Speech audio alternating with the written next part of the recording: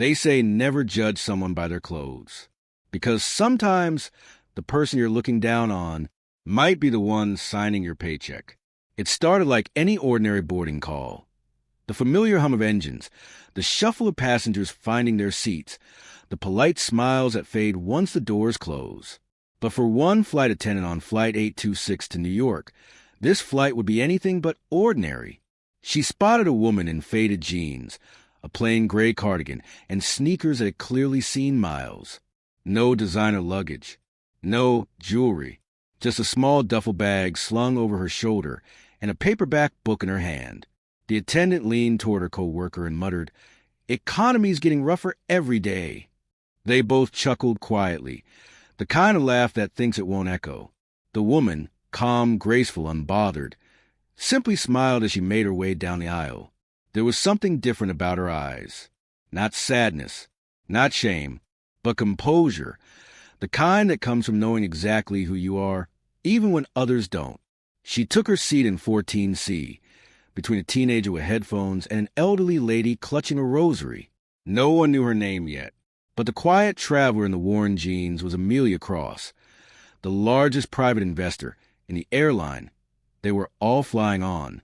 And by the time this plane touched the ground, every person on board, from the captain to the crew, would remember exactly who she was. Amelia Cross preferred to travel quietly. No cameras, no entourage, no private jet with champagne waiting on ice. Just her worn leather duffel, a dog-eared book, and the peace that came from being invisible in plain sight. To Amelia, fly with the public wasn't a downgrade. It was research. She believed that if you wanted to understand an airline, you couldn't do it from a boardroom or a quarterly report. You had to see it from row 14, feel the narrow legroom, hear the safety demo, watch how people were treated when no one important was supposed to be watching.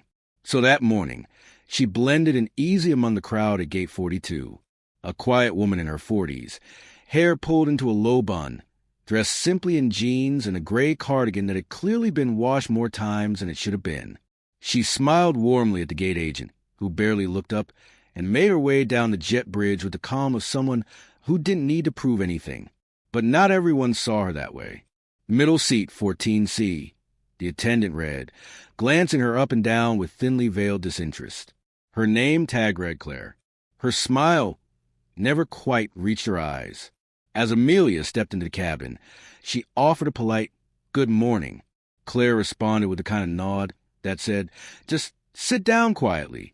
When Amelia crouched to slide her duffel under the seat, Claire's tone sharpened. "Make sure your bag's completely under, ma'am. We can't have obstructions." "Yes, of course," Amelia said softly, tucking the bag carefully beneath her legs. Her voice was kind, but steady. Claire rolled her eyes, muttering, "People always act like they've never flown before." The comment wasn't loud, but loud enough for the row to hear. The teenage boy beside Amelia glanced up from his headphones and whispered, "She's always like that. Don't take it personal." Amelia smiled faintly, brushing a strand of hair from her face. "No worries," she said, opening her book. Her fingers rested gently on the pages, calm, graceful, unbothered, while, just a few feet away, Claire continued greeting passengers with the brittle politeness of someone who'd forgotten what service was supposed to mean. And in that moment, no one, not the passengers, not the crew, not even Claire, had any idea that the quiet woman in 14C was about to teach them all a lesson they'd never forget. The cabin lights dimmed to a soft golden hue as Flight 826 climbed above the clouds. The usual symphony of air travel filled the air. The hum of engines, the rustle of snack wrappers, the faint ding of seatbelt signs turning off. Amelia kept to herself, reading quietly, the hum of the jet like a low meditation. She wasn't looking for special treatment, just decency, the kind that cost nothing. But for Claire, decency seemed like too much effort. When the beverage cart reached row 14, the flight attendant expression barely hid her impatience. "Something to drink?" she asked briskly, her tone clipped, eyes scanning past Amelia as if she were a nuisance. "Just water, please," Amelia said with her gentle smile. Claire filled a small plastic cup from the spout, setting it down with a dull thud. Then, with a performative sigh, she added, "We do have bottled water for purchase if you want something cleaner." A few passengers looked up, uncomfortable. The teenage boy beside Amelia frowned. Amelia blinked slowly, her expression unshaken. "Tap water's fine." "Thank you," she replied kindly. Claire turned to her co-worker and muttered, "Just loud enough." "Figures. Always the ones who want free stuff." A quiet ripple of unease spread through the row. The elderly woman beside Amelia gave a sympathetic glance, whispering, "Don't mind her, dear." Amelia just smiled, serene, as if years of boardroom politics had trained her for moments exactly like this.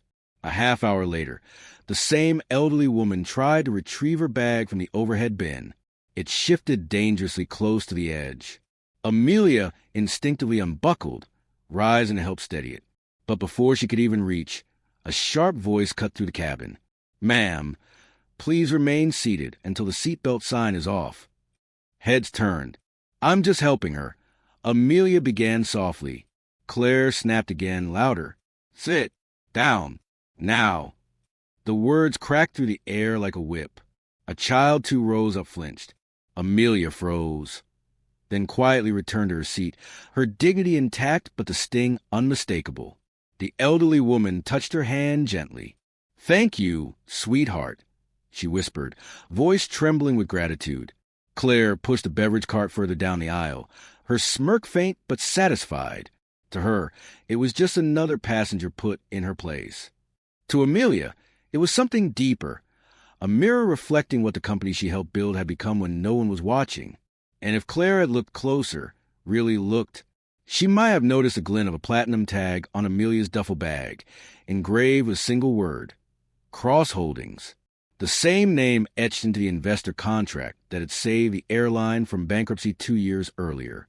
But that truth was still 30,000 feet away from landing.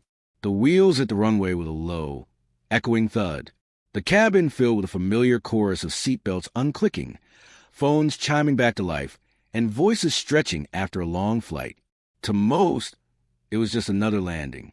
To one person, it was the end of a very long day. Claire stood near the galley, fixing her hair in reflection of the oven door. Her tone was suddenly honey-sweet, the kind reserved for disembarking passengers. "Thank you for flying with us." "Have a wonderful day," she chirped, smile perfectly rehearsed. Amelia remained seated until the aisle cleared. She didn't rush. She never did. She waited until the elderly woman and the teenage boy were safely off before standing, sliding her worn duffel over her shoulder. As she reached the front of the cabin, Claire straightened. "Oh, finally leaving us, are we?" she said with forced cheer. "Hope everything was satisfactory." Amelia's calm eyes met hers. It was revealing. Before Claire could respond, the cockpit door opened with a gentle click.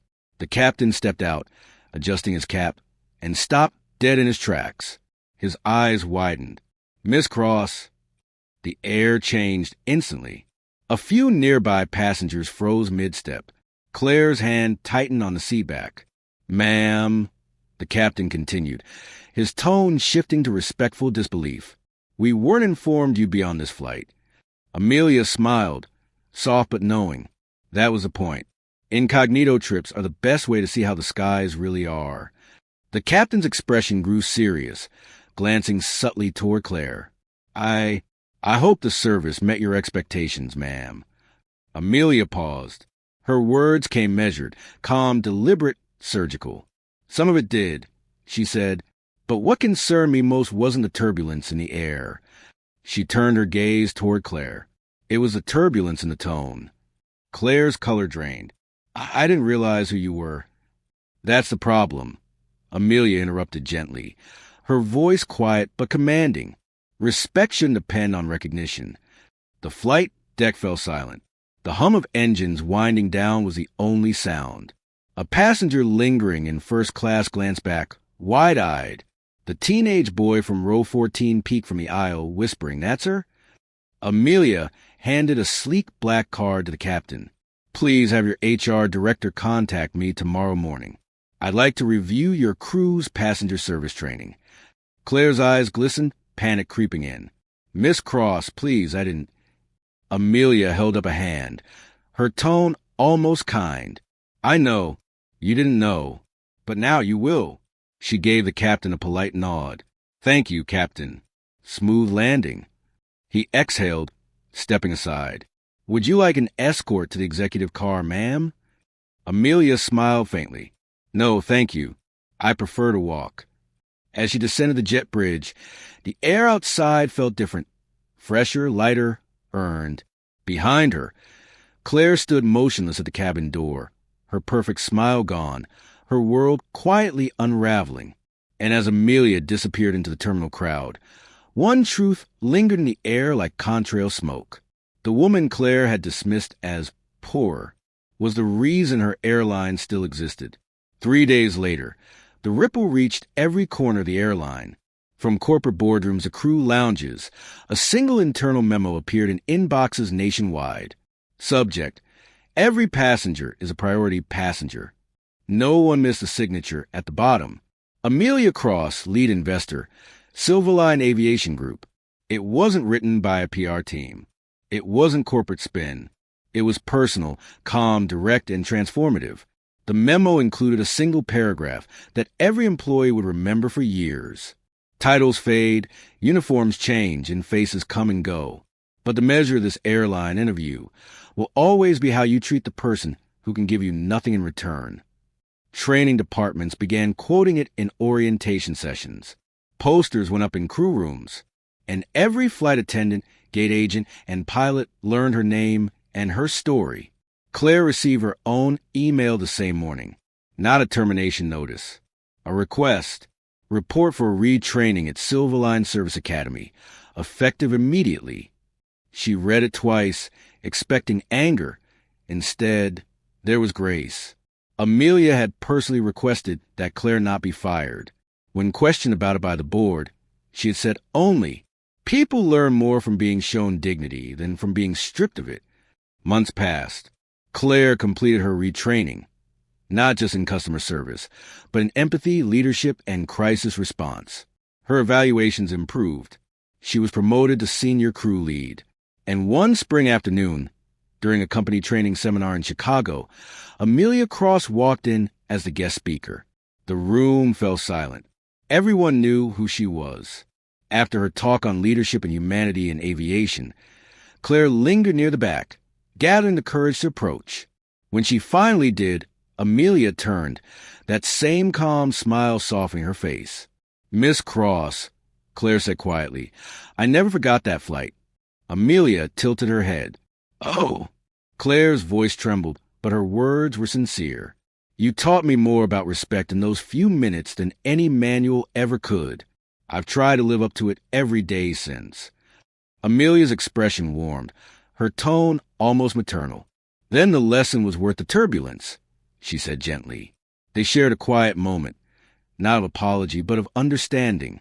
Two women, once divided by pride and perception, now united by something stronger, humility. As Amelia left the seminar, a new slogan appeared on the screens behind her. Kindness is the highest class of service.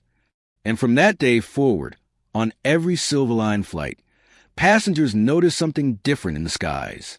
Not just smoother service, but quieter hearts, flying a little higher. She thought she was serving a nobody in seat 14C, a woman in faded jeans, quiet eyes, and a smile too calm to care. But what she didn't see was the story behind that silence, the power behind the patience. Because that nobody didn't just buy a ticket. She owned the wings that carried them all. And as the engines cooled and the passengers disappeared into the terminal, Amelia Cross walked out. No entourage, no announcement, no spotlight. Just the quiet strength of someone who didn't need to prove her worth, because she built it. They say money talks, but hers didn't have to. It simply signed the paychecks, rewrote the rules, and reminded the skies that true wealth doesn't need attention. It earns respect in silence.